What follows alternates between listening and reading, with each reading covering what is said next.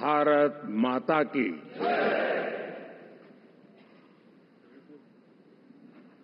मैं सबसे पहले तो इस सभागृह में उपस्थित एनडीए घटक दलों के सभी नेतागण, नवनिर्वाचित सभी सांसदगण और हमारे राज्यसभा के भी सांसदगण, आप सबका हृदय से बहुत बहुत आभार व्यक्त करता हूं।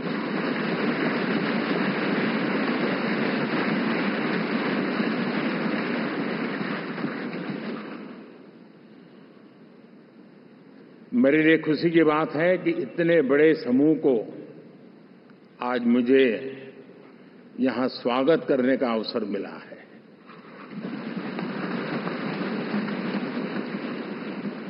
जो साथी विजयी होकर के आए हैं वे सभी अभिनंदन के अधिकारी हैं, लेकिन जिन लाखों कार्यकर्ताओं ने दिन रात परिश्रम किया है, न उन्होंने दिन देखा न रात देखी, और इतनी भयंकर गर्मी में हर दल के कार्यकर्ता ने जो पुरुषार्थ किया है, परिश्रम किया है, मैं आज संविधान सदन के इस सेंट्रल हॉल से सर झुका करके उनको प्रणाम करता हूं।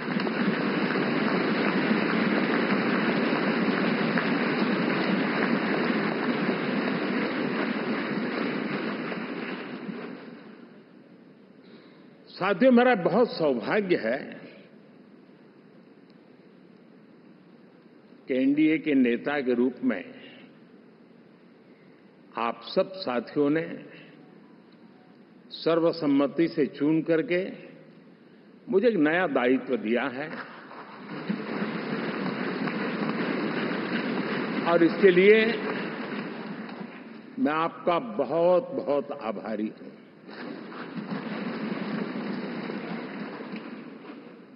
व्यक्तिगत जीवन में एक मैं जवाबदारी का एहसास करता हूं। जब 2019 में इस सदन में मैं बोल रहा था, आप सबने मुझे नेता के रूप में चुना था, और तब मैंने एक बात पर बल दिया था, विश्वास। आज जब आप मुझे फिर से एक बार ये दायित्व देते हैं, इसका मतलब है कि हम दोनों के बीच, हम आपस में विश्वास का सेतु इतना मजबूत है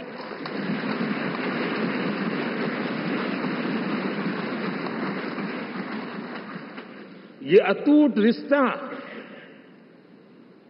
विश्वास की मजबूत धरातल पर है, और ये सबसे बड़ी पूंजी होता है। और इसलिए ये पल मेरे लिए भावुक करने वाले भी है, और आप सबके प्रति जितना धन्यवाद करूं उतना कम है।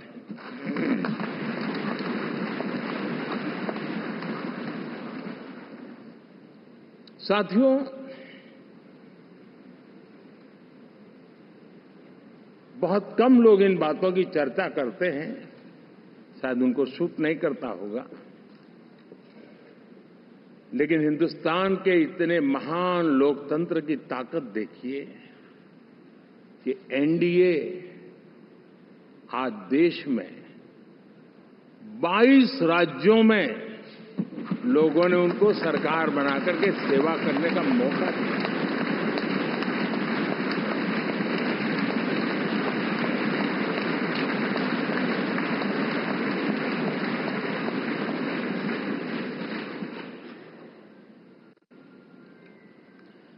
हमारा ये अलायंस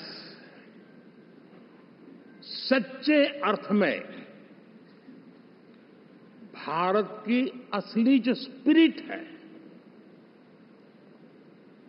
जो भारत का आत्मा है,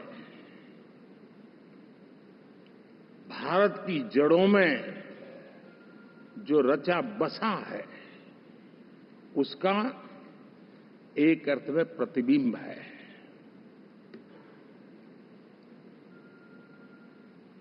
और मैं इसलिए कह रहा हूं कि थोड़ी नजर करें, हमारे देश में 10 ऐसे राज्य जहां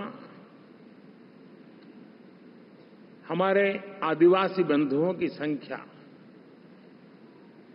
प्रभावी रूप से है, निर्णायक रूप से है, जहां इस आबादी आदिवासियों की ज्यादा है, ऐसे 10 राज्यों में से 7 राज्यों में एनडीए सेवा कर रहा है।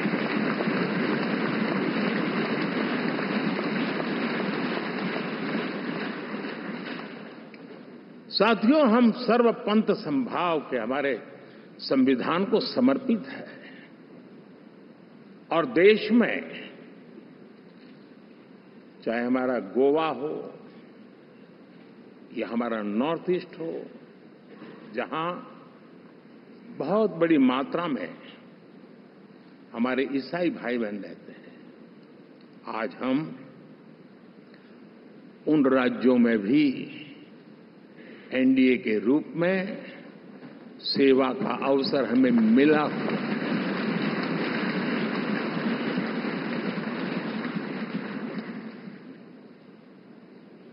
साथियों, प्री पोल अलायंस हिंदुस्तान के राजनीतिक इतिहास में और हिंदुस्तान की राजनीति में गठबंधन के इतिहास में प्री पोल अलायंस इतना सफल कभी भी नहीं हुआ है जितना कि एनडीए हुआ।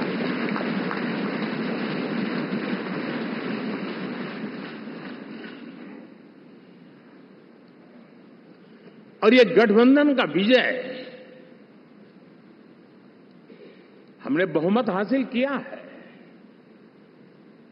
और मैं कई बार कह चुका हूं, शब्द अलग होंगे लेकिन मेरे भाव उसमें एक सातत्य है। सरकार चलाने के लिए बहुमत आवश्यक है, लोकतंत्र का वही एक सिद्धांत है, लेकिन देश चलाने के लिए सर्वमत बहुत जरूरी होता है।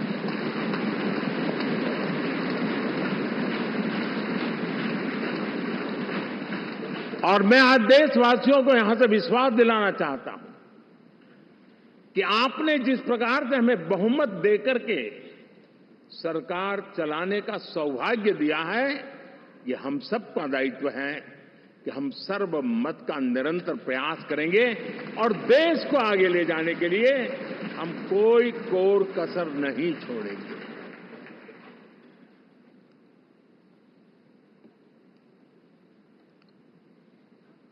साथियों, एनडीए को करीब करीब 3 दशक हो चुके हैं। यानी आजादी के 75 साल में 3 दशक एनडीए, ये सामान्य घटना नहीं है जी। विविधता से भरे हुए अपनी लोकतांत्रिक और सामाजिक रचना के बीच में ये 3 दशक की यात्रा एक बहुत बड़ी मजबूती का संदेश देती है। और मैं आज बड़े गर्व के साथ कहता हूं कि किसी एक समय वो था कि संगठन के कार्यकर्ता के रूप में इस अलायंस का हिस्सा था, व्यवस्थाओं से जुड़ा रहता था और आज सदन में बैठ करके आपके साथ काम करते करते मेरा भी नाता इससे 30 साल का रहा है। और मैं कह सकता हूं, हकीकतों के तथ्यों के आधार पर कह सकता हूं, ये सबसे सफल अलायंस है।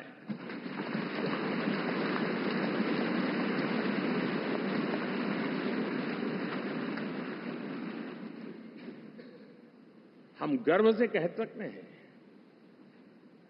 कि 5 साल का टर्म होता है। इस अलायंस ने 30 साल में से 5-5 साल के 3 टर्म सफलतापूर्वक पार किए हैं और अलायंस चौथे टर्म में एंटर कर रहा है।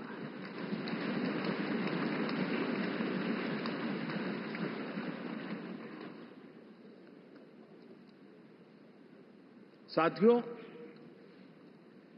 इस बात को जो राजनीति के विशेषज्ञ हैं, अगर मुक्त मन से, मुक्त मन शब्द बहुत महत्व का है, वे सोचेंगे तो पाएंगे कि एनडीए ये सत्ता प्राप्त करने का या सरकार चलाने का कुछ दलों का जमावड़ा नहीं है। ये राष्ट्र प्रथम की मूल भावना से, नेशन फर्स्ट के प्रति कमिटेड, वैसा ये समूह है।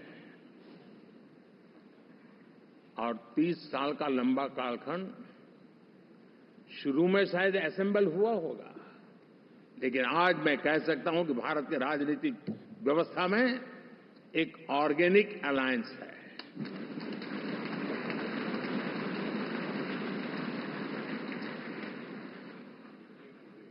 और ये मूल्य श्रद्धेय अटल बिहारी वाजपेयी, श्री प्रकाश सिंह जी बादल, श्री बाला साहब ठाकरे, श्री जॉर्ज फर्नांडिस, श्री शरद यादव, अनगिनत नाम मैं कह सकता हूं। इन लोगों ने जिस बीज को बोया था, वो आज भारत की जनता ने विश्वास का सिंचन कर करके उस बीज को वटवृक्ष बना दिया है।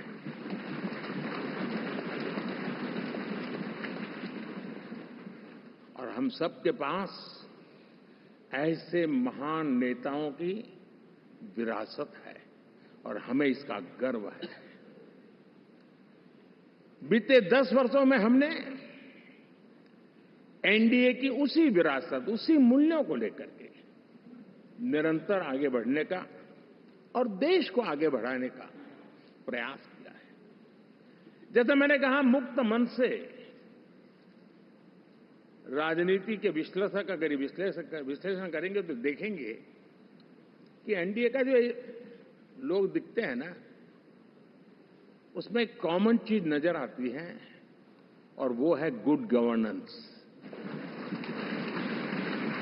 इन सबने अपने अपने समय में, अपने अपने कार्यकाल में जब जब जहां सेवा करने का मौका मिला है,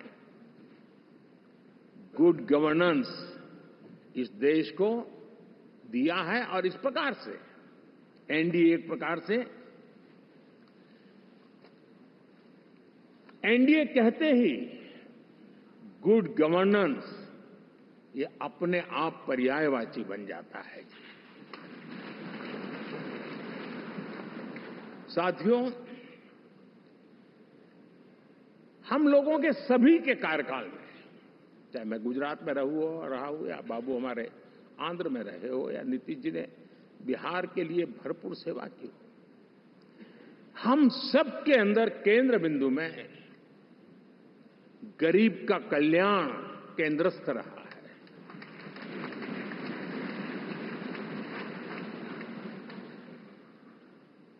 और देश ने एनडीए के गरीब कल्याण के, गुड गवर्नेंस के 10 साल को देखा है इतना नहीं, मैं कह सकता हूं देश ने इसे जिया है।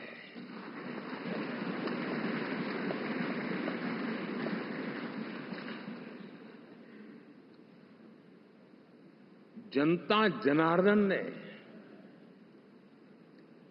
सरकार क्या होती है, सरकार क्यों होती है, सरकार किसके लिए होती है, सरकार कैसे काम करती है, इसको पहली बार अनुभव किया है। वरना जनता और सरकारों के बीच में एक खाई की व्यवस्था ही बनी हुई थी। हमने उसको पाट दिया है। हमने सबका प्रयास का मंत्र देश को नई ऊंचाई पर ले जाने के लिए चरितार्थ करके देखा है। साथियों, एनडीए सरकार में हम अगले 10 साल में, मैं बहुत जिम्मेवारी के साथ कह रहा हूं, अगले 10 साल में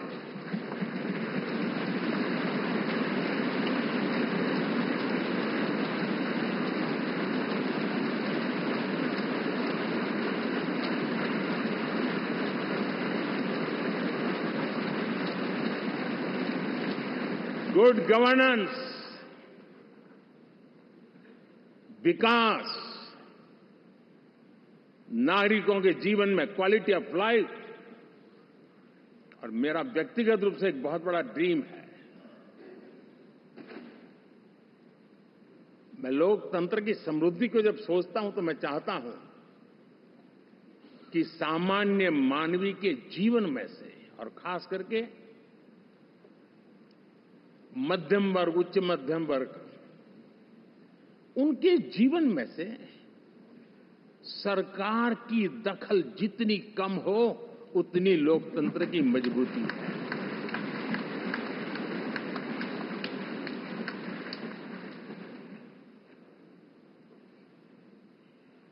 और आज के टेक्नोलॉजी के युग में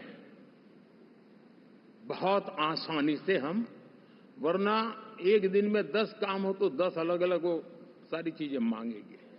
हम बदलाव चाहते हैं। गुड गवर्नेंस का ये भी एक महत्वपूर्ण पहलू है। लेकिन हम विकास का नया अध्याय लिखेंगे, गुड गवर्नेंस का नया अध्याय लिखेंगे, जनता जनार्दन की भागीदारी का नया अध्याय लिखेंगे, और सब मिलकर के विकसित भारत के सपने को साकार करके रहेंगे।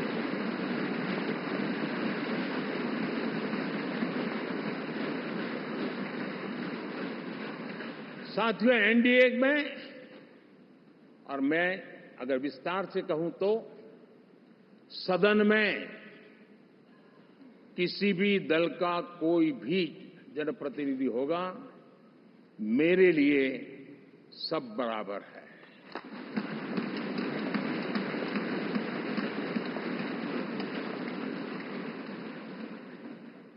जब मैं सबका प्रयास की बात करता हूं तो मैं सदन में भी, चाहे वो लोकसभा हो या राज्यसभा हो, हमारे लिए सब बराबर है।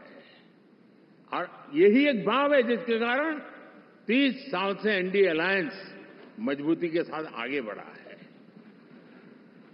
अपना पराया कुछ नहीं है। सबको गले लगाने में हमें कभी कोई कमी नहीं रखी है। उसी का परिणाम है कि जनता का विश्वास भी जीत पाते हैं। साथियों, हमने 2024 में जिस टीम भावना से काम किया है और ग्रासरूट लेवल पे किया है, सिर्फ फोटो ऑप करना, नेता मिलकर के हाथ हिलाएं और फिर तुम्हारे रास्ते में मेरे रास्ते, ऐसा नहीं। ग्रासरूट लेवल तक सबने मिल करके ये जो काम किया है, और उसी ने हमें ऑर्गेनिक अलायंस का सामर्थ्य दिया है।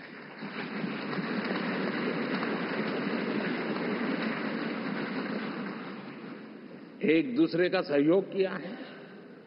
हर किसी ने यही सोचा, जहां कम वहां हम। अगर कोई कमी है तो मैं आऊंगा, मैं मेहनत करूंगा, लेकिन तुम्हें कमी नहीं रहने दूंगा।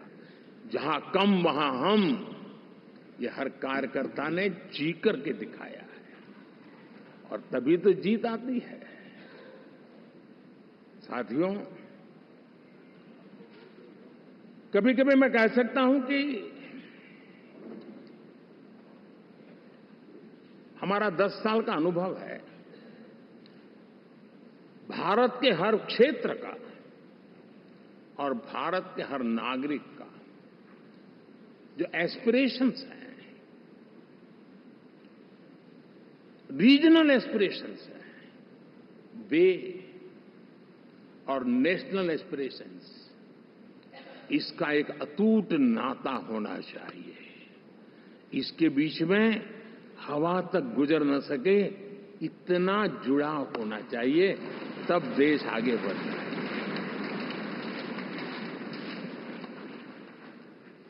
साथियों, इस चुनाव में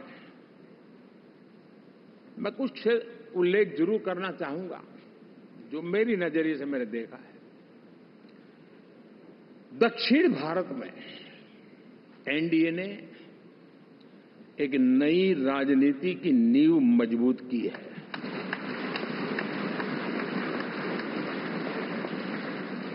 अब देखिए, कर्नाटक एंड तेलंगाना, अब ये भी तो इनकी सरकारें बनी थी, लेकिन पल भर में ही लोगों का विश्वास टूट गया, भ्रम से लोग बाहर आ गए और एनडीए को गले लगा दिया। कर्नाटक और तेलंगाना में दोनों जगह।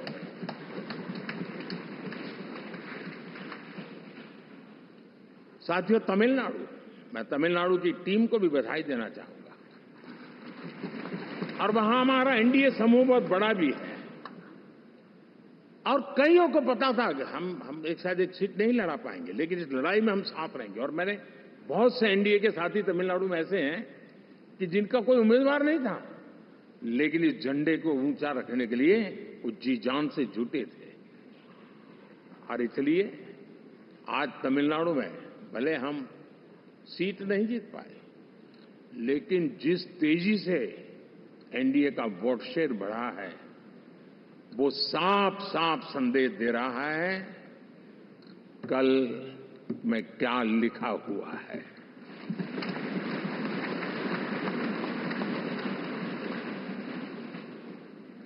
साथियों, पुडुचेरी हो, केरला, हमारे सैकड़ों कार्यकर्ताओं के बलिदान हुए हैं। यूडीएफ हो या एलडीएफ हो, शायद हिंदुस्तान के राजनीतिक जीवन में इतना जुल्म एक विचारधारा को लेकर के जीने वाले लोगों पर हुआ होगा तो सिर्फ मैं कह सकता हूं केरल में हुआ है। जम्मू कश्मीर से भी ज्यादा हुआ है।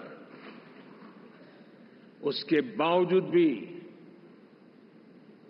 सामने कहीं विजय नजर नहीं आता था। उन्होंने परिश्रम की पराकाष्ठा में कभी पीछे नहीं रहे, पीढ़ियां खपा दी। और आज पहली बार संसद में केरल से हमारा प्रतिनिधि बन के आया।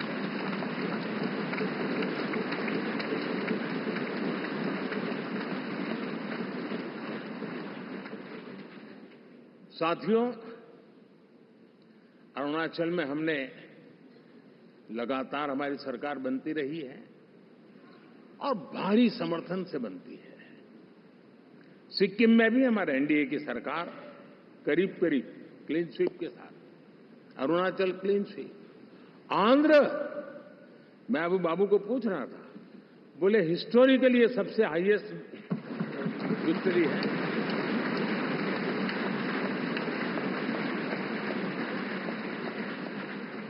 और ये जो यहां दिखता है ना पवन, ये पवन नहीं, आंधी है।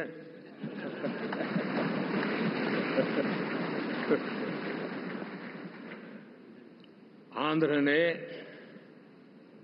इतना बड़ा हमारे प्रति जनमत दिया है। हिंदुस्तान के लिए एक सामान्य मानवीय की विकास की जो जिजीविषा है उसका प्रतिबिंब है। और महाप्रभु जगन्नाथ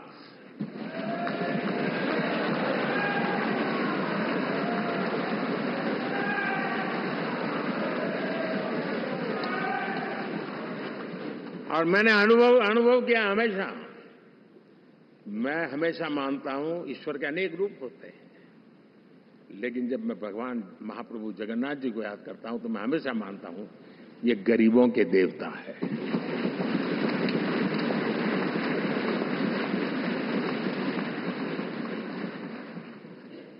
और वहां जो क्रांति रूप परिणाम आया है, मैं इसे एक रिवॉल्यूशन देख रहा हूं। और मैं इसके साथ कह सकता हूं कि विकसित भारत का हमारा जो सपना है, आने वाले 25 वर्ष, पहले मैंने 10 साल कहा था, या मैं 25 साल कह रहा हूं, आने वाले 25 साल महाप्रभु जगन्नाथ जी की कृपा से उड़ीसा देश की विकास यात्रा के ग्रोथ इंजन पैकी एक होगा।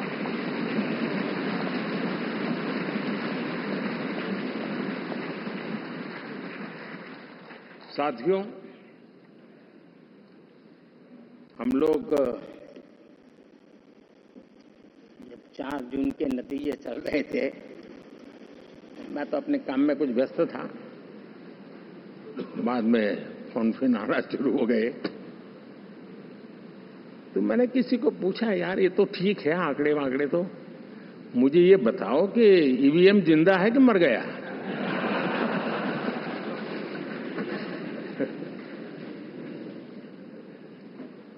क्योंकि ये लोग तय करके बैठे थे कि भारत के लोकतंत्र और लोकतंत्र की प्रक्रिया के प्रति विश्वास ही लोगों का उठ जाए, और लगातार ईवीएम को गाली देना। और मुझे तो लगता था कि शायद इस बार वो ईवीएम की अर्थी का जुलूस निकालेंगे, लेकिन 4 जून शाम आते आते उनको ताले लग गए, ईवीएम ने उनको चुप कर दिया। ये ताकत है भारत के लोकतंत्र की, ये ताकत है भारत की निष्पक्षता की, ये भारत की ताकत है भारत के चुनावी तंत्र की, चुनाव आयोग की। और मैं मानता हूं कि ये आशा करता हूं कि 5 साल तो अब ईवीएम शायद मुझे नहीं सुनाई देगा, लेकिन जब 29 में हम जाएंगे तो फिर से शायद ईवीएम को लेकर के नाचने की शुरुआत करेंगे, क्योंकि इनके सुधरने की संभावना बहुत कम है। आप देखिए, चुनाव के समय मैंने पहली बार देखा, शायद हर तीसरे दिन इलेक्शन कमीशन के काम में रुकावट आए, इसके लिए सुप्रीम कोर्ट के दरवाजे खटखटाए गए, भांति भांति की एप्लीकेशन, और एक ही टोली थी। और लोकतंत्र के प्रति जिनका भरोभार अविश्वास है, ऐसे लोग सुप्रीम कोर्ट का उपयोग करते हुए कैसे रुकावट डाले, इसका निरंतर प्रयास करते रहे। और चुनाव आयोग की ताकत का एक बड़ा हिस्सा अदालतों में, इस पीक अवर्स में, चुनाव के पीक अवर्स में, यानी कितनी निराशा लेकर के ये लोग मैदान में आए थे कि उन्होंने पूरा हमला उसी इंस्टीट्यूट पे लगा दो ताकि चुनाव के कोई भी परिणाम आए, हम दुनिया के सामने भारत को भी बदनाम कर लें। ये षड्यंत्र का हिस्सा था दोस्तों, और कभी भी देश उनको माफ नहीं करेगा। साथियों, इंडी गठबंधन वाले जब ईवीएम का विरोध करते हैं तो मैं सिर्फ एक चुनाव के रूप में नहीं देख रहा। मैं मानता हूं ये लोग मन से पिछली शताब्दी के सोच वाले लोग हैं। वे टेक्नोलॉजी को हम महत्व न समझते हैं, न टेक्नोलॉजी स्वीकार करने को तैयार है। और ये सिर्फ ईवीएम में दिखाई दिया, ऐसा नहीं, यूपीआई में दिखाया, जब हमने कहा कि हिंदुस्तान के लोग डिजिटल ट्रांजैक्शन करेंगे, फिनटेक की दुनिया में आज हिंदुस्तान का नाम हो गया, मानने को तैयार नहीं। आधार आज देश की एक पहचान बना है। मैं तो देख रहा हूं कि मुझे कई देश कहते हैं कि हमें आधार की पद्धति से आगे बढ़ना है, आप कैसे मदद कर सकते हैं। उस आधार को रोकने के लिए सुप्रीम कोर्ट में बार बार जाकर के परेशानियां पैदा की। यानी मूलतः ये प्रगति के विरोधी, आधुनिकता के विरोधी, टेक्नोलॉजी के विरोधी इंडी अलायंस हमने देखा है। साथियों, इस देश के लिए ये भी चिंता का विषय है कि विश्व में भारत के लोकतंत्र की ताकत को कम आंकने का प्रयास, और कितना एक्सट्रीम है।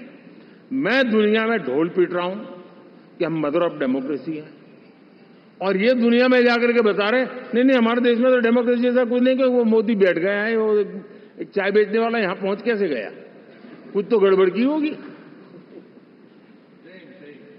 ये जो इनकी मनस्थिति है जी, भारत के नागरिकों को चुनाव प्रक्रिया के प्रति अविश्वास पैदा करने का जो उनका षड्यंत्र है, मैं मानता हूं कि अब दुनिया भी भारत के लोकतंत्र की विविधता, विशालता, व्यापकता, गहनता, इन सबको भी जानने समझने के लिए आकर्षित होगी। ऐसे ही इस चुनाव के नतीजे में देख रहा हूं। साथियों, जब 1 तारीख को मतदान पूरा हुआ और 4 तारीख को काउंटिंग, इस बीच की चीजों को आप देखिए। योजनाबद्ध तरीके से देश को हिंसा की आग में झोंकने का बयान दिए जाते थे। यहां इकट्ठे होना, यहां पहुंचना, यहां करना। कुछ लोग इस चीज को गंभीर नहीं लेते, लेकिन ये बहुत गंभीर है। आप भारत के लोकतंत्र को, पहले उसकी व्यवस्था को अनादर करते हो, अब परिणाम आने से पहले एक ऐसा माहौल बना दो कि बस आग लगा देंगे। हर प्रकार से उन शब्दों का अर्थ यही निकलता है कि उन्होंने देश को उस दिशा में ले जाने का प्रयास किया था। लगातार देश को गुमराह करने का प्रयास किया गया, देश के लोगों को बांटने का प्रयास किया। अरे, चुनाव एक ऐसा लोकोत्सव होता है कि ज्यादा से ज्यादा लोगों को हम जोड़े, तोड़ने के लिए नहीं होता है। लेकिन हर प्रकार से कोशिश यही की गई। साथियों, मैं मानता हूं कि 2024 के लोकसभा के चुनाव के जो नतीजे हैं, हर पैरामीटर से देखेंगे, दुनिया ये मानती है और मानेगी कि ये एनडीए का महाविजय है।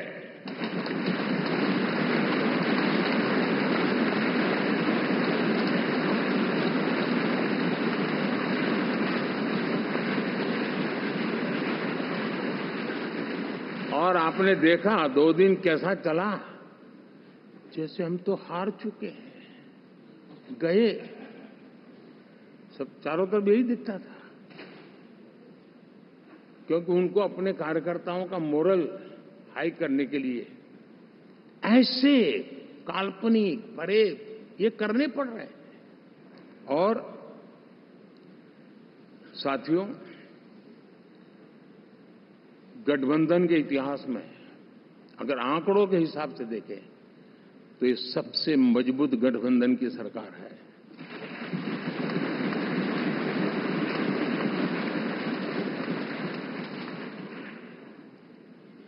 लेकिन कोशिश ये की गई कि इस विजय को स्वीकार न करना, उसको पराजय के छाया में डुबो के रखना। लेकिन उसकी ऐसी चीजों की बाल मृत्यु हो जाती है, और हो भी गई। लेकिन देशवासी जानते हैं कि न हम हारे थे, न हम हारे हैं।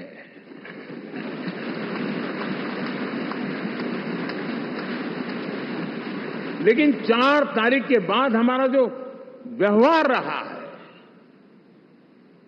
वो हमारी वो पहचान बताता है कि हम विजय को पचाना जानते हैं।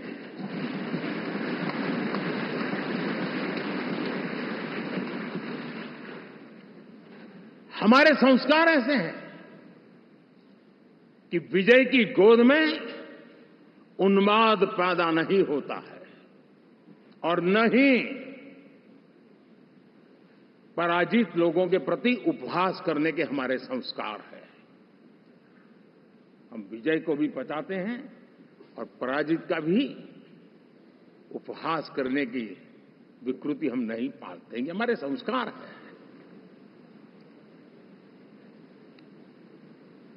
अब किसी भी बालक को पूछो कि भाई लोकसभा के चुनाव के पहले सरकार किसकी थी, तो कहेगा एनडीए। 24 के नतीजों के बाद सरकार किसकी बनी, एनडीए। फिर हारे कहां से भाई? पहले भी एनडीए थी, आज भी एनडीए और कल भी एनडीए है।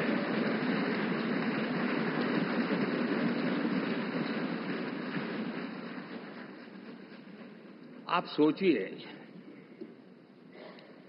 10 साल बाद भी कांग्रेस 100 के आंकड़े को नहीं छू पाई।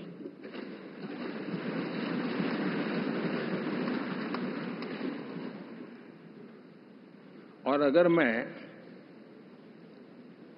14, 19 और 24 तीन चुनावों को जोड़ करके कहूं,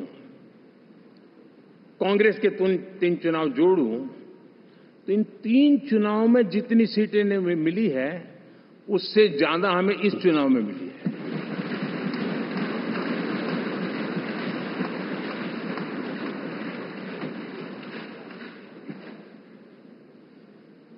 और मैं साफ देख रहा हूं साथियों, एनडीए वालों को अंदाज नहीं है। वे धीरे धीरे पहले तो डूब रहे थे, अब तेज गति से ये गर्त में जाने वाले हैं।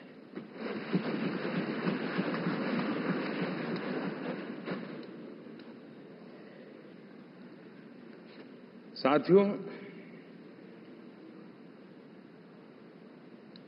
इंडिया अलायंस वाले देश के सामान्य नागरिकों की जो समझ है,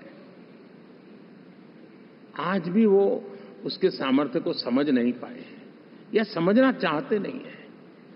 भारत के सामान्य व्यक्ति की भी एक समझ है और जो जमीन से जुड़ा रहता है ना, वो समझ को छूता है, समझता है, पहचानता है, वो वहां नहीं है। साथियों, इन लोगों का जो व्यवहार रहा है 4 तारीख के बाद, मैं आशा करता था कि वे लोकतंत्र का सम्मान करेंगे, लेकिन उनके व्यवहार से लगता है कि शायद उनमें ये संस्कार आए, इसके लिए हमें और इंतजार करना पड़ेगा। और तो मैं ज्यादा कुछ कह नहीं सकता। और ये वो लोग हैं जो खुद की पार्टी के पीएम का अपमान करते हैं, उसके निर्णयों को फाड़ देते थे। खुद की पार्टी को विदेशी मेहमान आ जाए तो उसके लिए चेयर नहीं होती थी। ये सारे दृश्य आपने देखे हैं। ठीक, और मैं समझता हूं कि इन सारी स्थितियों में से हम लोकतंत्र की मजबूती और जनता जनार्दन के प्रति आस्था, इसको हम, साथियों, लोकतंत्र हमें सबका सम्मान करना सिखाती है। विपक्ष में भी जो सांसद जीत करके आए हैं, मैं उनको भी बधाई देता हूं।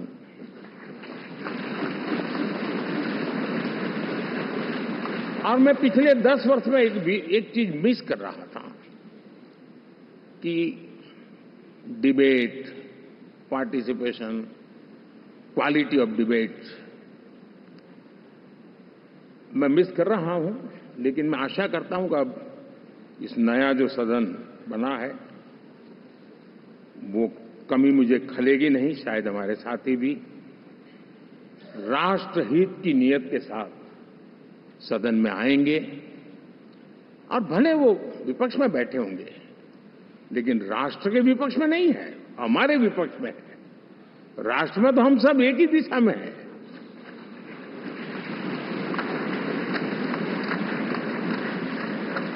राष्ट्र में हमारा कोई पक्ष विपक्ष नहीं है। राष्ट्र में तो हम 140 करोड़ है। और मैं आशा करता हूं कि वो राष्ट्र हित की भावना को लेकर के सदन में आएंगे और सदन को समृद्धि देने में वे कुछ न कुछ योगदान करेंगे। साथियों, 24 का जनादेश एक बात को बार बार मजबूती दे रहा है, बार बार मजबूती दे रहा है कि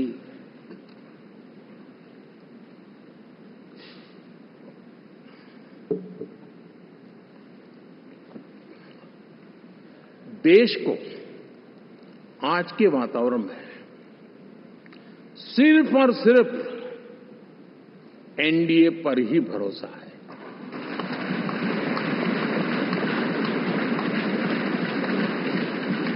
और जब इतना अटूट विश्वास है, इतना भरोसा है, तो स्वाभाविक है देश की अपेक्षाएं भी बढ़ेगी। और मैं इसे अच्छा मानता हूं और हम सबका कर्तव्य भी मानता हूं। और इन अपेक्षाओं को पूर्ण करने के लिए, और मैंने पहले भी कहा था कि जो 10 वर्ष हमने काम किया है वो तो ट्रेलर है।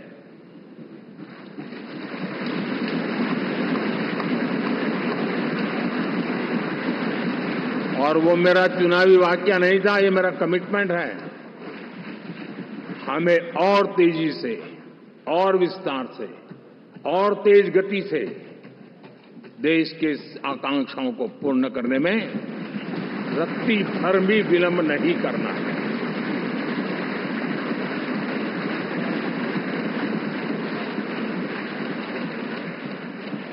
जनता जनार्दन चाहती है हम पहले से ज्यादा डिलीवर करें।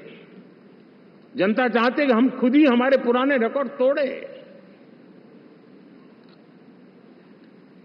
और मैं साथियों, एक तरफ एनडीए रखूं, दूसरी तरफ भारत के लोगों के सपने और संकल्पों को रखूं, तो मैं कहूंगा NDA, new India, develop India, aspirational India.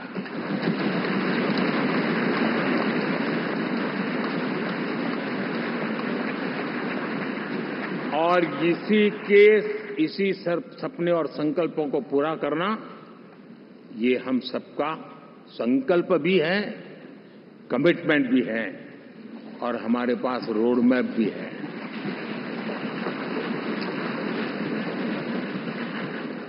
साथियों, एनडीए ने हमेशा करप्शन फ्री, रिफॉर्म ओरिएंटेड, स्थिर सरकार देश को दी है। जब जब हमें अवसर मिला, हम लोगों ने काम किया है। उसके सामने कांग्रेस नेतृत्व वाली यूपीए, अब उन्होंने पुरानी अपनी छवि सुधारने के लिए नाम बदल दिया, लेकिन पहचान घोटालों की है। आए दिन घोटाले, यही पहचान रही है। और नाम बदलने के बावजूद भी देश उनके घोटालों को नहीं भुला है, उनको नकारा है।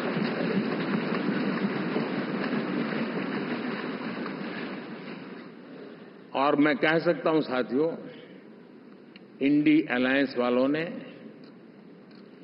एक व्यक्ति का अपोज करने के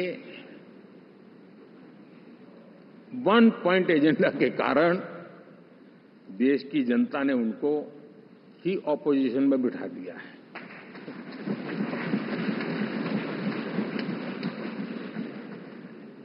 एनडीए विकसित भारत, इस संकल्प को लेकर के चुनाव में गया था। देश के लिए सकारात्मक सोच को लेकर के गया था। देश की युवा शक्ति के सामर्थ्य को समझ करके नए अवसरों को लेकर के देश को आगे बढ़ने की बात लेकर के गया था।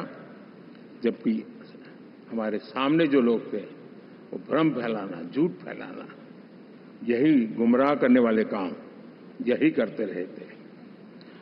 अब एनडीए और उनका देखें, इवन नामांकन में जाएंगे तो भी आपको देखेगा उनका चुनाव प्रचार, उनका नामांकन, हम लोगों का एक एक दृश्य देख लीजिए और उनका एक एक दृश्य देखिए, कितना बड़ा अंतर है। हर चीज में उनका कैरेक्टर दिखाई देता है। और क्या रहा, फोटो ऑप के लिए तो उन्होंने अलायंस घोषित कर दिया, लेकिन कितने ही राज्यों में वो आपस में लड़ते रहे हैं, चुनावी जंग में एक दूसरे की पीठ में छुरा भोंकते रहे हैं। कभी उन्होंने कहा कि ये तो हमारा वैचारिक अलायंस है, वो विचार लेवल पर ठीक है, बाकी नीचे तो हमारा अपना हम तैयार करेंगे। और अब फिर उन्होंने कहा कि भाई हम तो सीट के आधार पर अलायंस करेंगे, टोटल न भी करें, ये भी खेल खेला। और अभी अभी तो चुनाव पूरा शुरू कर दिया कि ये तो हमारा अलायंस लोकसभा के चुनाव के लिए ही था, बाद में नहीं है, ये भी शुरू कर दिया। यानी मैंने बहुत पहले कहा था कि आप देख लेना 4 जून के बाद बिखराव शुरू हो जाएगा, और वो शुरू हो चुका है। इसका मतलब ये हुआ कि वो सिर्फ और सिर्फ सत्ता सुख के लिए एक दूसरे का साथ देने की कोशिश करते थे, लेकिन उनमें उनका अगर स्वार्थ निश्चित होता तो साथ देना, वरना नहीं देना, एक कैरेक्टर था। साथियों, ये लोग कितने ही बड़े झूठे बोलते रहे हैं। और आप देखिए, चुनाव के समय उन्होंने देश के सामान्य नागरिक को गुमराह करने के लिए जो पर्चियां बांटी कि ये देंगे और वो देंगे और टिकना देंगे, फलाना देंगे, 2 दिन से मैं देख रहा हूं कि कांग्रेस के दफ्तरों पर लोग कतार लगा के खड़े हैं कि ये पर्ची है, 1 लाख रुपया कहां है, लाओ भाई, मांग रहे हैं लोग। यानी आपने जनता जनार्दन की आंखों में कैसा उनको भ्रमित किया, कैसी आंख में धूल झोंक दी कि वो बेचारा सामान्य नागरिक मान के चलता था, हाँ भाई 4 जून के बाद रुपया मिल जाएगा, इसलिए वो जाके खड़ा रह गया। और अब उसको धक्का मारा जा रहा है, डंडे मारे जा रहे हैं, वहां से निकाला जा रहा है। अब इस प्रकार का चुनाव, ये अपने आप में देश के गरीबों का अपमान है, हमारे देश के सामान्य नागरिकों का अपमान है। और कभी भी देश ऐसी हरकतों को न भूलता है, न ही कभी माफ किए बिना माफ कभी करता है।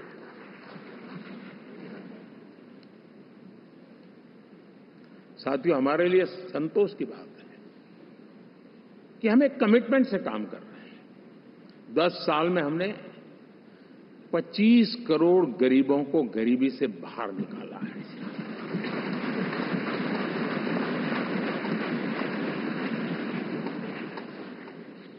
गरीब कल्याण का एक सुरक्षित मजबूत कवच दिया है हमने उसको, और उसके अंदर भी एक नए एस्पिरेशंस पैदा हुए हैं कि हां, अब मुझे गरीब नहीं रहना है, और उसके लिए मुझसे जो हो सके मैं हर अवसर का फायदा उठाऊंगा। 3 करोड़ गरीबों को घर, ये ऐसे कहने का आंकड़ा नहीं है जी, कितनी मेहनत पड़ती है मुझे मालूम है, लेकिन हम सफलतापूर्वक इसको कर पाए हैं। 4 करोड़ लोगों को दे चुके हैं, 3 करोड़ का हम संकल्प लेकर के आज से आगे बढ़ेंगे। यानी ये भी हिम्मत है कि 4 करोड़ देने के बाद जिन परिवारों का विस्तार हुआ है, जरूरत पड़ी है, और राज्यों की भी उसमें इच्छा है, 3 करोड़ नए घर बनाने का संकल्प। 70 वर्ष की आयु से ऊपर के व्यक्तियों को, नागरिकों को 5 लाख रुपए तक इलाज के लिए मुफ्त इलाज की व्यवस्था। मुद्रा योजना के तहत हमारे नौजवानों को कारोबार के लिए 20 लाख तक की उनकी बैंक से उनको लोन मिले, इसकी व्यवस्था। ये मैं समझता हूं कि वायदा हमारे तीसरे कार्यकाल की गारंटियां, सब मैं अभी बताता नहीं हूं, लेकिन इन गारंटियों के प्रति हम कमिटेड हैं और उसे पूर्ण करने के लिए हम कोई कमी नहीं रखेंगे। साथियों, गरीब का सशक्तिकरण और मिडिल क्लास को सुविधा, ये हमारी प्राथमिकता है, क्योंकि मध्यम वर्ग अब इस देश का एक बहुत बड़ा चालक बल है। भारत की ग्रोथ स्टोरी में ये ऐसे ऐसे नए फोर्सेस मैं देख रहा हूं जो हमारी बहुत बड़ी शक्ति बनने वाले हैं, और इसलिए हम उस पर भी उतना ही, और मिडिल क्लास की बचत कैसे बढ़े, सेविंग कैसे बने, उसके लिए, उसके क्वालिटी ऑफ लाइफ के लिए हम क्या कर सकते हैं, हमारी योजनाओं का विस्तार कैसे किया जाए, हमारे नीति नियमों में बदलाव कैसे किया जाए, उस पर भी हम आने वाले दिनों में काम चाहते हैं। साथियों, पंचायत से पार्लियामेंट तक हमारी नारी शक्ति की सक्रिय भागीदारी, ये हमारा कमिटमेंट है, और हमने हमारे पिछले कार्यकाल में नारी शक्ति वंदन अधिनियम करके उस बात को हमने आगे बढ़ाया है। और वो दिन दूर नहीं होगा जब हमारे सदन में बहुत बड़ी तादाद में हमारी माताएं बहनें देश का नेतृत्व करती हुई दिखाई देगी।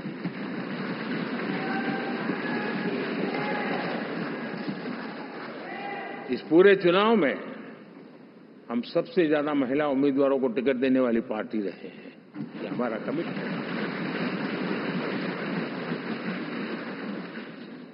हमारी महिला सांसदों को जो आशीर्वाद देश की जनता ने दिया है, मैं इसके लिए विशेष रूप से उनका आभार व्यक्त करता हूं।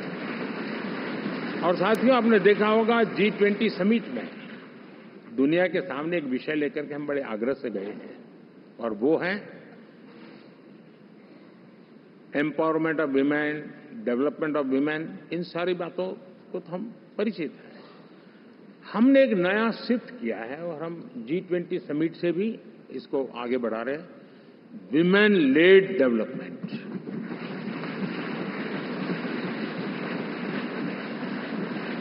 एक बार हमारा इस प्रकार का कमिटमेंट बनता है तो परिवर्तन बिल्कुल साफ नजर आता है। साथियों, एनडीए का ये कार्यकाल बड़े फैसलों का है, तेज विकास का है, और अब हम समय गंवाना नहीं चाहते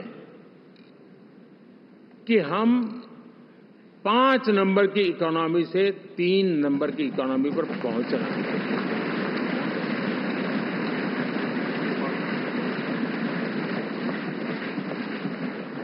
और ये खाली 5 और 3 का आंकड़ा नहीं है, उसके कारण जो अर्थव्यवस्था का कद बन जाता है वो सामान्य मानवीय की आशा आकांक्षाओं को पूरी करने के लिए सरलता बढ़ जाती है। देश के लिए जो जरूरतें हैं वो आराम से पूरी करने का सामर्थ्य बन जाता है, और इसलिए हम उस दिशा में बड़ी कोशिश करके आगे बढ़ना चाहते हैं। राज्यों का सहयोग भी उसमें उतना ही महत्वपूर्ण है, और भारत के संविधान ने हमें जिस प्रकार का दिशा निर्देश किया है कोऑपरेटिव फेडरलिज्म का, लेकिन मैंने उसमें आग्रह रखा है कॉम्पिटिटिव कोऑपरेटिव फेडरलिज्म। हमारे राज्यों के बीच में भी तंदुरुस्त स्पर्धा हो, राज्य और केंद्र के बीच में भी तंदुरुस्त स्पर्धा हो, हम अच्छा करने की स्पर्धा करें, और उस दिशा में हम आगे बढ़ना चाहते हैं। और हमने देखा है कि जब मैं कॉम्पिटिटिव कोऑपरेटिव फेडरलिज्म की बात करता हूं, आपने देखा G20 समिट हम एक जगह पे कर सकते थे, हम भी मालाएं पहन करके फोटो निकलवा सकते थे, लेकिन हिंदुस्तान के अनेक शहरों में 200 से ज्यादा मीटिंगें हुई, और दुनिया भर के नीति निर्धारक जो कहे G20 देशों के और बाकी भी 5-7 देशों के, वो हिंदुस्तान के कोने कोने में गए, उनके देशों में जाकर के भारत की विविधता, भारत की विशालता, इसकी चर्चा कर रहे हैं। उनके लिए आश्चर्य है, हमने तो दिल्ली आकर के वापिस जाते थे, पता ही नहीं था कि देश इतना बड़ा है। ये अपनी एक ताकत का परिचय हुआ है। हमने कोविड में देखा, राज्यों के साथ कोऑपरेशन के साथ हमने जिस प्रकार से लड़ाई लड़ी, और एक सूत्र में रह करके लड़े, दल किसी का भी हो सरकार में, लेकिन हमने इस काम को किया क्योंकि हमारा कोऑपरेटिव फेडरलिज्म के प्रति कमिटमेंट है। एस्पिरेशनल डिस्ट्रिक्ट एक ऐसा मॉडल है गवर्नेंस का जिसमें राज्य भी उतना ही सक्रियता से हमारे साथ जुड़े हुए हैं, और दुनिया के लिए जो डेवलपिंग कंट्रीज हैं उनके लिए गवर्नेंस का एक ऐसा मॉडल प्रस्तुत हो रहा है जिसका अब तो केस स्टडी के रूप में दुनिया के अनेक यूनिवर्सिटी केस स्टडी करना शुरू की है। अब उसको हम आगे बढ़ाते हुए एस्पिरेशनल ब्लॉक की तरफ ले जा रहे हैं, ताकि हमारे ग्रास रूट लेवल पे भी जो वीक एरियाज हैं, जहां सुविधाएं अभी सामान्य एवरेज से भी नीचे हैं, उसको हम जल्दी से जल्दी उस स्टेट की एवरेज तक लाना चाहते हैं। देश का रीजन, कोई भी क्षेत्र हो, सर्वांगीण विकास को लेकर के हम चले।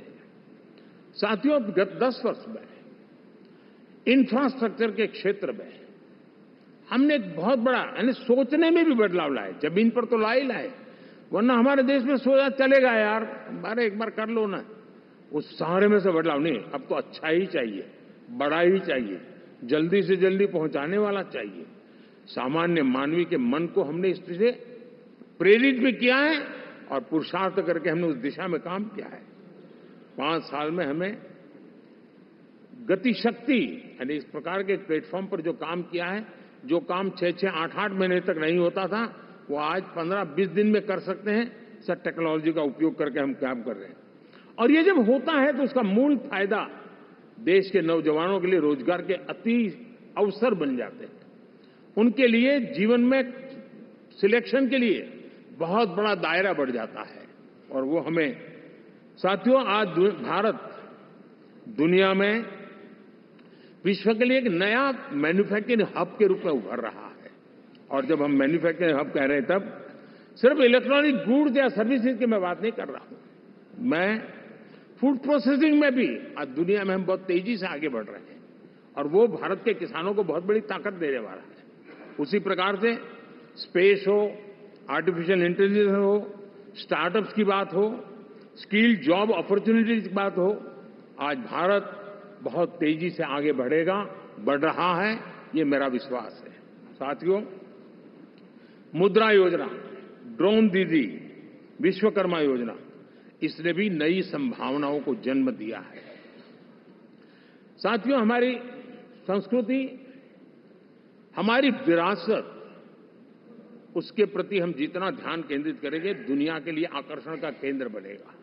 और इसलिए हम उन दिशा में, और मैं मानता हूं भारत के लिए टूरिज्म एक ऐसा एवेन्यू है जो गत शताब्दी में हमें कभी, आज से लेकर के पीछे के 100 साल में कहूं, ऐसा अवसर नहीं मिला है जैसा आने वाले 25 साल में मिलने वाला है। दुनिया भारत की तरफ मुड़ने वाली है। अब हमारा काम है, हम इसके लिए आवश्यक व्यवस्थाओं को विकसित करें। हमारी विरासत के प्रति हम हमारा पर्यटन का विकास करते हुए एक विन विन सिचुएशन का हम फायदा उठाएं, और उसमें बहुत अधिक निवेश की संभावनाएं मैं देखता हूं। और ये ऐसा क्षेत्र है जिसमें हर स्तर के लोग कमाते हैं। गरीब से गरीब आदमी भी कमाता है और बड़ी बड़ी होटल वाला भी कमाता है।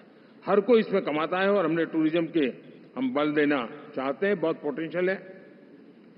आज जो इंफ्रास्ट्रक्चर के क्षेत्र खुले हैं, इसका फायदा इसको मिलता है। एयरवे हो, रेलवे हो, हमारे एक्सप्रेस वे हो, ये हमारा यातायात जितना बेहतर हो, और हमारा डिजिटल कनेक्टिविटी का जो काम है, ये इसके लिए एक बहुत बड़ा पॉजिटिव ग्राउंड तैयार कर रहा है, और जिसका फायदा मिलने वाला है। और जो वोकल फॉर लोकल और रीजनल टूरिज्म, इसको एक बल देने का काम है। साथियों, अब दुनिया एक नए युग में प्रवेश रही है। जिस समय औद्योगिक क्रांति हुई, उस समय हम गुलामी के दौर से गुजर रहे थे। तो औद्योगिक क्रांति का जितना फायदा लेना चाहिए, हम नहीं ले पाए। अब एक नया युग शुरू हो रहा है, हरित युग, ग्रीन एरा।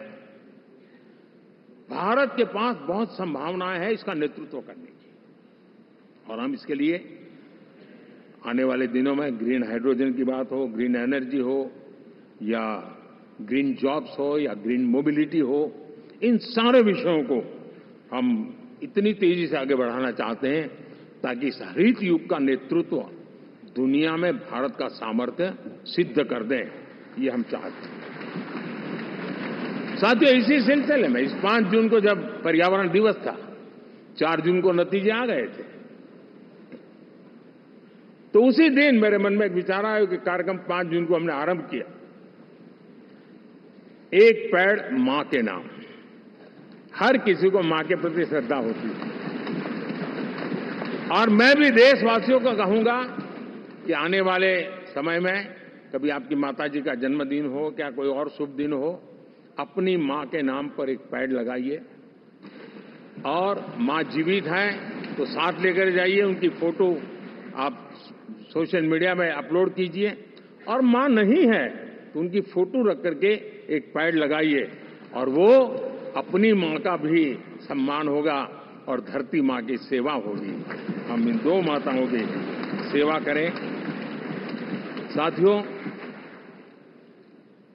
एनडीए अब भारत आइसोलेशन में नहीं जी सकता। वैश्विक परिवेश में भारत की भूमिका दिनों दिन बहुत बढ़ती चली जा रही है। 2014 में जब एनडीए की सरकार बनी,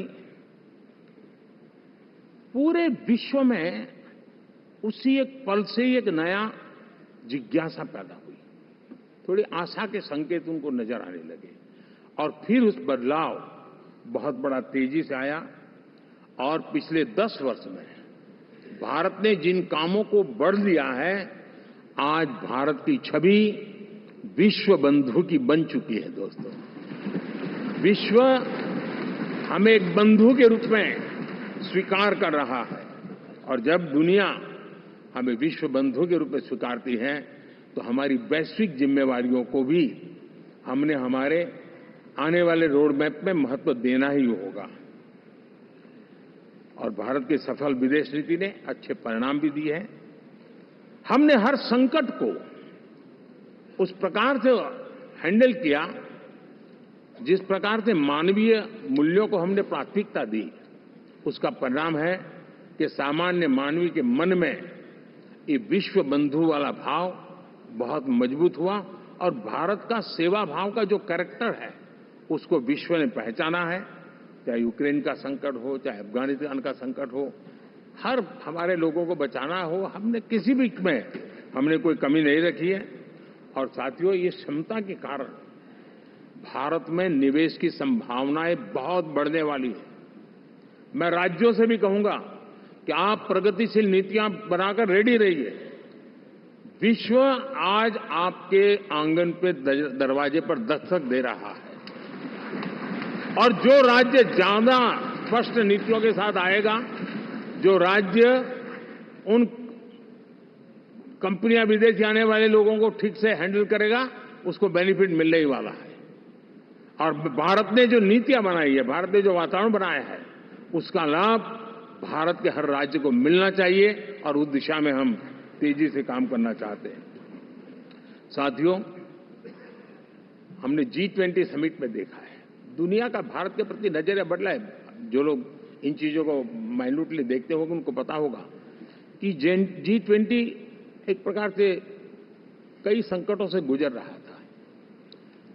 उतार चढ़ाव आते रहते थे, बिखराव भी नजर आ रहा था, लेकिन भारत में G20 आने के बाद नए प्राण से भर गया है, नया सामर्थ्य आ गया है और ये भारत की ताकत है कि उसने पूरे विश्व को जोड़ने में G20 के माध्यम से बहुत बड़ा काम किया है।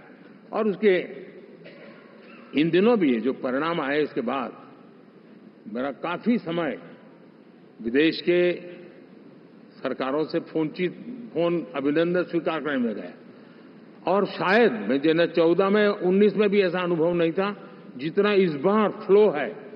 दुनिया के करीब करीब आप नाम ले, उसने भारत को शुभेच्छा व्यक्त की है या बात करने की कोशिश की है। यानी ये वैश्विक जो हमारा ताकत है उसका परिचय करवा रहा है और उसके कारण मैं मानता हूं कि विश्व में हमारा सम्मान और साथ साथ भारत में निवेश, ये दोनों संभावनाएं बढ़ रही है। साथियों, हमारे संविधान का 75वां वर्ष है। हम चाहते हैं कि संविधान हमारी संवैधानिक संस्थाओं का संरक्षण भर इसके मात्र के लिए है, ऐसा नहीं, कोई अदालत में धाराओं का उपयोग करके काम करने के लिए नहीं है। ये एक हमारी भावना है, हमारा स्पिरिट है और हमें इस 75 साल को ऐसे मनाना है ताकि हम संविधान के स्पिरिट को जन जन तक पहुंचाएं। हर जन को संविधान की जो भावना है, कर्तव्य की भावना है, अनेक बात ऐसे इस बात है, उन सब प्रति समर्पण उसका बढ़े, उस दिशा में हम काम करना चाहते हैं। साथियों,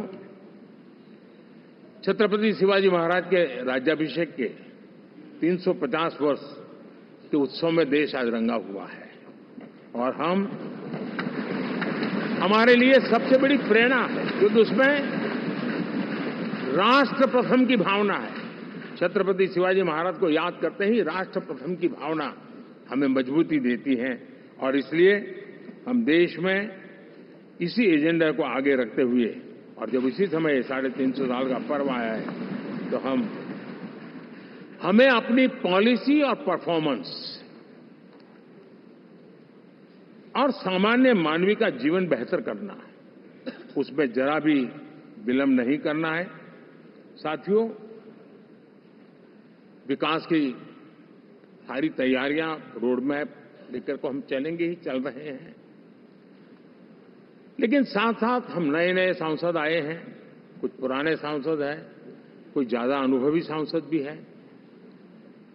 आप देखते हैं कि इन दिनों पिछले 2 दिन से आप टीवी पे देखते होंगे, एक भी सच्चाई मुझे उसमें नजर नहीं आई। कोई ये कह रहा है, कोई वो कह रहा था, सब मैंने कहा भी जरा पूछो तो ये जानकारी लाते कहां से, गपगोले चला रहे, किसी के खाते में कुछ भी डाल करके चल रहा है। तो मतलब ये थोड़े दिन, क्योंकि 10 साल से ऐसे अवसर नहीं मिले हैं, तो शायद ये उबाल जरा ज्यादा रहेगा। लेकिन आप मान के चलिए जी, ऐसे लोग कोई पहुंचेंगे, बस साहब मेरा अच्छा संबंध है, मंत्री में आपका नंबर कर सकता हूं, आया, हमें भी पता नहीं होता यार, हो सकता है मिनिस्टर बनने का ये रास्ता होगा तो हम भी गलती से उसका हाथ पकड़ लेते हैं और वो पता नहीं वो किस खाई में डुबो देता है। कभी कभी तो शायद अब तो टेक्नोलॉजी ऐसी है कि हो सकता है मेरे सिग्नेचर से कोई लिस्ट बाहर निकल जाए कि ये मंत्री बन गए, हो सकता है कोई बुद्धिमान डिपार्टमेंट भी बांट दे। तो आजकल कई लोग सरकार बनाने में लगे हुए हैं, मंत्री पद बांट रहे हैं, पद बांट रहे हैं, व्यवस्था बांट रहे हैं। मैं आपसे आग्रहपूर्वक कहता हूं, और जो मोदी को जानते हैं, ये सारे प्रयास निरर्थक है। वे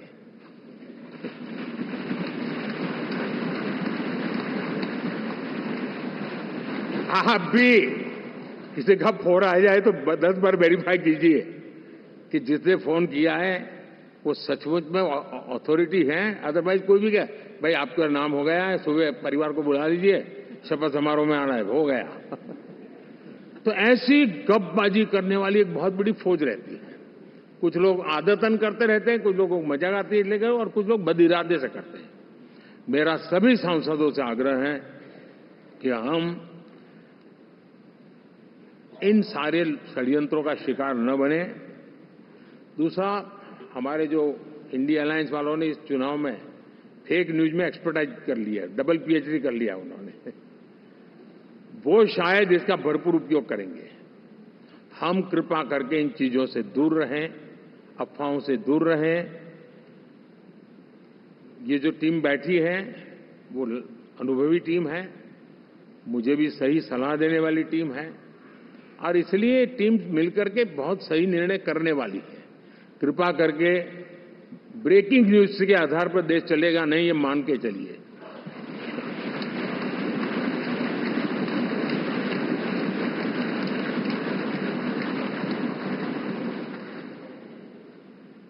साथियों, विकसित भारत का संकल्प लेकर के हम चले हैं।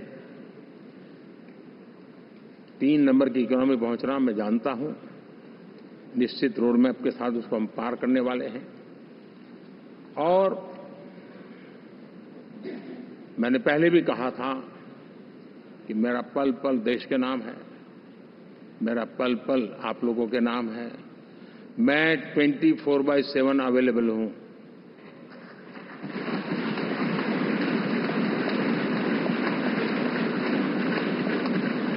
हमें मिलकर के देश को आगे बढ़ाना है।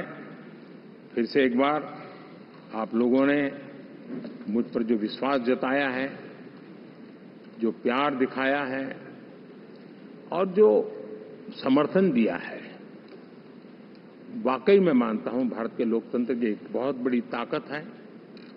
मैं जितना आपका आभार व्यक्त करूं उतना कम, और मैं विश्वास दिलाता हूं कि मैं आपकी आशा अपेक्षाओं को पूरी करने में, परिश्रम करने में कोई कमी नहीं रखूंगा।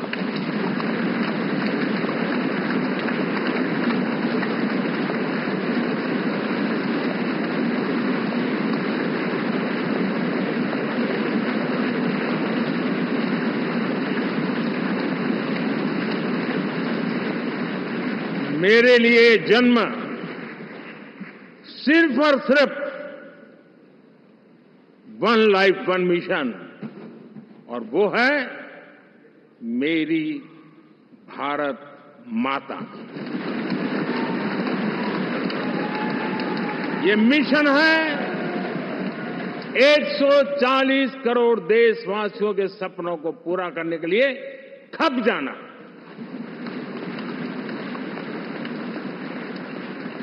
ये मिशन है 140 करोड़ देशवासियों को हजार साल की मुसीबतों से जो गुजरी हुई पीढ़ी दर पीढ़ी है, उसे मुक्ति दिला करके सम्मान के साथ विश्व में मेरा हर देशवासी दुनिया उसे देखे तो उसका मन कर जाए, काश ये हिंदुस्तान का है, अरे नजर मिल जाए तो अच्छा होगा। ये मैं स्थिति पैदा करना चाहता हूं। उसका मन लालायित होना चाहिए, हिंदुस्तानी है, अरे यार जरा हाथ मिला लूं, कुछ एनर्जी मुझे भी आ जाए। मैं देश को इस ऊंचाई पे ले जाना चाहता हूं। और साथियों, मुझे पक्का विश्वास है आपका साथ, आपका सहयोग, आपका अनुभव बहुत बड़े परिणामों की संभावनाएं लेकर के आया है। लोकसभा का ये गठन उन सभी आकांक्षाओं को पूरा करेगा। मैं फिर एक बार आप सबका हृदय से बहुत बहुत धन्यवाद करता हूं।